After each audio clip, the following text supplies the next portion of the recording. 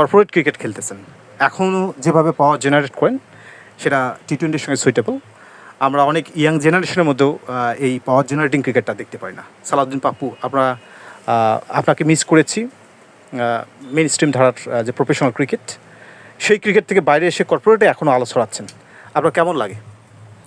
আসসালামু আলাইকুম। আলহামদুলিল্লাহ, আসলে ক্রিকেটটা তো আমি এখনও খুব ভালো উপভোগ করি। যখন আমি ঢাকা লিগ খেলছি তখনও যেরকম উপভোগ করতাম, এখন ঢাকা লিগ ছাড়ার পরে কর্পোরেটে এসে ক্রিকেটটা আরও বেশি উপভোগ করতেছি, কারণ এখানে ম্যাক্সিমাম ম্যাচ হলো টি-20।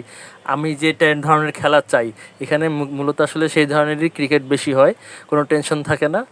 আর আমি তো আগেও যেভাবে নর্মালি ব্যাট চালাতাম, এখন আসলে কর্পোরেট খেলার জন্য স্পেশালি 2-1 শট এক্সট্রা প্র্যাকটিস করি, একটু পাওয়ার হিটিং যেন করতে পারি ওই ধরনের কিছু প্র্যাকটিস করি, করে ওই খেলি, ওই ধারাবাহিকতায় আর কি আসলে পাওয়ার জেনারেটরও হয়ে যায়। ধন্যবাদ ভাই। সেক্ষেত্রে টি-20-র এই যুগে আপনি যখন প্রফেশনাল ক্রিকেটে বিশেষ করে প্রিমিয়ার ডিভিশনে ইন করলেন, একদম লেট কামার হিসেবে ইন করেছেন। অনেক ক্রিকেটার সেই সময় ক্রিকেট ছাড়ে, আপনি সেই সময় ইন করেছেন। দ্যাট মিনস আমরা হয়তো বা আনলাকি যে এমন একজন ক্রিকেটারকে যারা পাওয়ার জেনারেট করতে পারে, সে ধরনের ক্রিকেটারকে আমরা আসলে আরও আগে যদি পেতাম অ্যাজ এ নেশন এবং রংপুর ডিভিশনে একজন খেলোয়াড় হিসেবে আমরা আপনাকে মিস করেছি। এটা আসলে কী বলবো, আসলে আব্বা ছিল আর্মিতে, মধ্যবিত্ত ফ্যামিলির ছেলে। সাধারণত দেখা যায় যে পুলিশ আর্মিতে যারা থাকে ফ্যামিলির লোকজন খুব মানে একটা রেস্ট্রিকশনের মধ্যে থাকে, ইচ্ছা করলে অনেক কিছু করতে পারে না। আমরা ক্যান্টনমেন্টের ওদিকে থাকতাম, তা দেখা গেল যে কালো ভদ্রে আসলে রোজার ঈদে, কোরবানি ঈদে শহরে বাবা মার সাথে আসতাম মার্কেটিং করার জন্য। আশেপাশে মাঠ সম্পর্কে কখনো আমরা পরিচিত ছিলাম না, এই জন্য আসলে আমরা শুরু হয়েছে লেটে, ওদিকে খেলতাম ক্যান্টনমেন্টের ভিতরে। পরে এক বন্ধু বান্ধবের মাধ্যমে ক্রিকেট গার্ডেনে আসলে ওরা বলে যে প্র্যাকটিস করতে হয়, ওরা বাইরে টেনিস খেলতে গেছে, পরিচিত হয়েছে, বসে যায়। তখন ওখানে আসার পরে আমি শুরু করি। যখন আমি শুরু করি তখন আমার অলমোস্ট এজ 20। তা সে সময় আসলে শুরু করে ওরকম যে লেভেলে যাওয়া আসলে হয় না। তারপরে তো আলহামদুলিল্লাহ আল্লাহ পাকের রহমতে যে জায়গায় আছি আমি আলহামদুলিল্লাহ খুব ভালো আছি। আপনার একটা একাডেমি রয়েছে, যতটুকু আমি জানি সেখানে অনেকেই প্র্যাকটিস করার সুযোগ পায়। আপনি ন্যাচারালি যে পাওয়ার হিটার, সেই ধরনের পাওয়ার হিটিং অ্যাবিলিটি এখনকার জেনারেশনের মধ্যে খুঁজে পান কিনা, বা কী এমন পন্থা অবলম্বন করলে তারাও এই পাওয়ার জেনারেটিংয়ে খুব ইজিলি অ্যাডাপ্ট করতে পারবে বলে মনে করেন? আমাদের একাডেমিতে আমরা পাওয়ার হিটিং প্র্যাকটিস করে, আর আমি তো প্রায় মাঠে যাই, এটা তো মাঠে যাই, কিন্তু আসলে একাডেমিগুলোতে দেখি যে আসলে খুব নিম্নমানের কোচ, যেগুলো কোচরা কোচিং করায় তারা নিজেরাই সেরকম কোনো ভালো জায়গায় খেলে নাই, আর তাদের কোচিং অভিজ্ঞতাও অনেক কম। আসলে আমাদের রংপুরের ক্রিকেটের অবস্থাও এরকমই বলা যায় যে যারা মানে একাডেমিগুলোতে কোচিং করায় তাদের কোয়ালিটি আসলে নিয়ে আমি সন্দিহান। তারা নিজেরা আর ভালো জায়গায় যদি কেউ না খেলে তার কাছ থেকে আসলে ভালো জিনিস পাওয়া একটু দুষ্কর হয়ে যায় আমি মনে করতেছি। কিন্তু সালাউদ্দিন পাপ্পু, আমরা কিন্তু দুইবার কনজিকিউটিভ এনসিএল টি-20-তে চ্যাম্পিয়ন, সেটা সম্ভব হয়েছে। অর্থাৎ রংপুরের ক্রিকেট রাইট ট্র্যাকে আছে, অথবা আমাদের হয়তো বা এক্সট্রা অর্ডিনারি কিছু প্লেয়ার রয়েছে, এই জন্য কি সম্ভব হয়েছে? এইখানে রংপুর ডিভিশন রাইট ট্র্যাকে আছে আমি এটা বলবো না। রংপুর ডিভিশন রাইট ট্র্যাকে নাই, প্লেয়াররা রাইট ট্র্যাকে আছে। যেসব প্লেয়ার আছে তারা হয় বিকেএসপি কিংবা নিজের চেষ্টায় সে প্র্যাকটিস করে। রংপুর ডিভিশন কিংবা রংপুর জেলা থেকে তারা কোনো হেল্প পায় না। যদি হেল্প পাইতো তা আমার মনে হয় অবস্থা আরও ভালো থাকতো। আমাদের ক্রিকেট বোর্ডে আমাদের সেরকম কেউ নাই বলার মতন, যারাই থাকে তারা যায় ওইখানে মানে ছায়া তোলে চলে যায়। তারাও রংপুর জেলা কিংবা ডিভিশনের জন্য কিংবা অন্য ডিভিশনের জন্য কোনো কথা বলে না। যদি কথা বলতো তাহলে রংপুরের চিত্র, ডিভিশনের চিত্র হয়তো অন্যরকম থাকতে পারতো।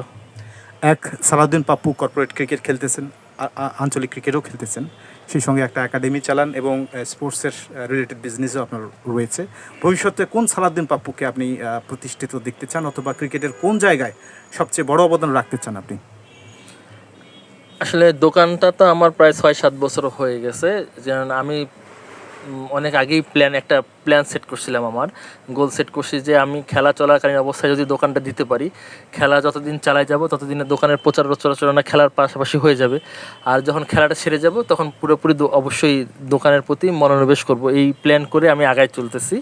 ইনশাল্লাহ আমি আশা করি কর্পোরেট যতদিন খেলতে পারি খেলবো, তার পাশাপাশি দোকানটা যত আমার আগায় নেওয়া যায়, যত বেশি এস্টাবলিশ হবে, একটা সময় ইনশাল্লাহ আশা করি যে আরও ভালো অবস্থানে যাবে দোকান। আমি সবাইকে রংপুরের হোক, রংপুর ডিভিশনের হোক, সেখানে হোক, যে কোনো ব্যাপারে স্পোর্টসের ব্যাপারে যেন সবাইকে সার্ভিস দিতে পারি, এই চেষ্টাটা আসলে সবসময় আমার থাকবে। এটাও তো একটা ক্রিকেটের পার্ট, কারণ খুব ভালো কম্পোনেন্ট যদি না থাকে আসলে ক্রিকেটাররা ভালো একটা ব্যাট এই ধরনের অবশ্যই হেল্পফুল হয় তাদের পারফরমেন্সের ক্ষেত্রে। যেমন তার স্কিল থাকবে, স্কিলটাকে এস্টাবলিশ করার জন্য ভালো ব্যাটারও প্রয়োজন রয়েছে বা অন্যান্য আদার্স ইকুইপমেন্ট রয়েছে, সেগুলো আমরা কতটুকু এনশিওর হতে পারি যে আপনি রংপুর অঞ্চলে বিশেষ করে সালাউদ্দিন পাপ্পু ইয়াং ক্রিকেটারদের ভালো সার্ভিস দেবে এই ধরনের ব্যাট বা অন্যান্য যে ইকুইপমেন্টগুলো রয়েছে, আমরা কতটুকু প্রত্যাশা করতে পারি আপনার কাছে? না, ইনশাল্লাহ আমি তো নিজে সবসময় কনফিডেন্স, ঢাকাতে যে যাদের যেসব দোকান থেকে মাল আসে কিংবা যেসব ইম্পোর্টার আমাদেরকে মাল দেয় তাদেরকে একদম আমার ডিরেক্টলি বলা আছে যে যদি কিছু টাকা বেশিও লাগে আমার এখানে যেন কোনো ডুপ্লিকেট প্রোডাক্ট না পাঠানো হয়। ডুপ্লিকেট প্রোডাক্ট যদি পাঠায় আমি যদি বুঝতে পারি তাহলে ওটা অবশ্যই সাথে সাথে আমরা ব্যাক করি। আর আমরা এখানে যাদেরকে প্রোডাক্ট দিই বিশেষ করে গেম ব্যাট দিই, আমরা নিজেরা ব্যাটটা রেডি করে দিই, সে যেন নিয়ে যেয়ে ম্যাচ খেলতে পারে। অনেক সময় হয় যে নতুন ব্যাট রেডি করতে না পারার কারণে ব্যাট নষ্ট হয়ে যায়, এটা আমাদের দোকান থেকে যারা নেয় তাদের এটা খুব কম হয়। আর আল্লাহর রহমতে আমাদের দোকানের ব্যাট নষ্ট হয় খুব কম, কারণ আমরা রেডি করে দিই ম্যাচ খেলার জন্য, উপযোগী করার জন্য যা করা লাগে তাই করে নিই। আমাদের কাছে আজকে রাত্রে কিনলো কালকে সকালে যেয়ে ম্যাচ খেলতে পারবে, এরকম করে দিই। এটা আর কোথাও আসলে এদিকে নাই। ধন্যবাদ জানাতে হয় সালাউদ্দিন পাপ্পুকে। উনি শুধু ক্রিকেটের সার্ভিস শুধুমাত্র মাঠে নয়, মাঠের বাইরেও সার্ভিস দিতে চাচ্ছে। আর একটা বিষয়, বর্তমান যে বোর্ড প্রেসিডেন্ট উনি একজন ক্রিকেটার এবং তার আগের যে বোর্ড প্রেসিডেন্ট ছিলেন উনিও একজন ক্রিকেটার। তো আপনি ব্যক্তিগতভাবে কি চাচ্ছেন যে ক্রিকেট প্রশাসনে ক্রিকেটের সঙ্গে যারা জড়িত ছিলেন আগে প্রফেশনালি তারাই ক্রিকেটে আসুক, এক্ষেত্রে হয়তো বা ক্রিকেটের ডেভেলপমেন্টটা আরও বেশি জোরালো হবে, এই ব্যাপারে আপনার ওপিনিয়ন কি? মাঝে মাঝে তো মনে হয় আসলে ক্রিকেট প্লেয়াররাই আসা উচিত। আর এখন আসলে বিগত দিনে যেটা হচ্ছে সেটা নিয়ে তো বলে লাভ নাই, কারণ যারা দুর্নীতি করা তারা তো দুর্নীতি করেই গেছে, সেটা নিয়ে বললে কোনো বেনিফিট আমরা পাবো না। বর্তমান যিনি বোর্ড প্রেসিডেন্ট আছে তার কাছে আমরা অবশ্যই আশা করব রংপুর নিয়ে, যেহেতু রংপুরের ক্রিকেটের অবদান অনেক বেশি, এনসিএলে দুবার T20 চ্যাম্পিয়ন, তারপরে ফার্স্ট ক্লাসেও চ্যাম্পিয়ন, আবার রংপুর রাইডার্স চ্যাম্পিয়ন বিপিএলে, সেহেতু আমি আশা করব যে উনি রংপুরের প্রতি একটা যেন এক্সট্রা নজর দেয়, রংপুরের ক্রিকেট উন্নয়নের জন্য যেন উনি নিজে থেকে উদ্যোগ নেয়। তাহলে আমরা আশা করা যায় যে রংপুর থেকে আরও অনেক ভালো প্লেয়ার বের হবে এবং দেশের উন্নতির ব্যাপারে তারা সহযোগিতা পাবে। আমরা 2025-এ আসি, 2030-এ আপনি বাংলাদেশের ক্রিকেট এবং রংপুরের ক্রিকেট কোথায় দেখতে চান? বাংলাদেশের ক্রিকেট কোথায় যাবে জানি না, কিন্তু রংপুরের ক্রিকেটকে অবশ্যই ভালো জায়গায় দেখতে চাই। যদি বাংলাদেশের ক্রিকেটে সব কিছু আসলে সৎ উপায়ে হয়, সৎভাবে হয়, তাহলে হয়তো বাংলাদেশের ক্রিকেট ভালো জায়গায় যাওয়ার সম্ভাবনা রয়েছে। ধন্যবাদ সালাউদ্দিন পাপ্পু। আপনি সালাউদ্দিন পাপ্পুকে দেখতেছেন, উনি কথা বললেন দীর্ঘক্ষণ। এই সালাউদ্দিন পাপ্পু যদি 15 বছর আগে ঠিক এভাবেই যদি মাঠে তার মেধাটাকে প্রকাশিত করতে পারতো, আমরা হয়তো বা একজন লেজেন্ড ক্রিকেটার পেতাম রংপুর থেকেই। তা আমাদের দুর্ভাগ্য যে পাওয়ার জেনারেটিং ক্রিকেটটা এখন সুইটেবল ওনার মধ্যে যেটা রয়েছে উনি ছড়িয়ে দেবেন অ্যাজ এ কোচ হিসেবে বা ক্রিকেটের অন্য কোনো সেক্টর থেকে, এটা আমরা আশা করি। তবে আমরা ডেফিনেটলি একজন স্টারকে পাইনি ওইভাবে ফুল হয়ে ফুটতে। আশা করব ওনার হাত ধরে অনেক ক্রিকেটারে আসবে। সালাউদ্দিন পাপ্পুর কাছে আগামীর প্রজন্মের জন্য কিছু শুনতে চাই, যারা ক্রিকেট খেলতে চান বা ক্রিকেটার হতে চান।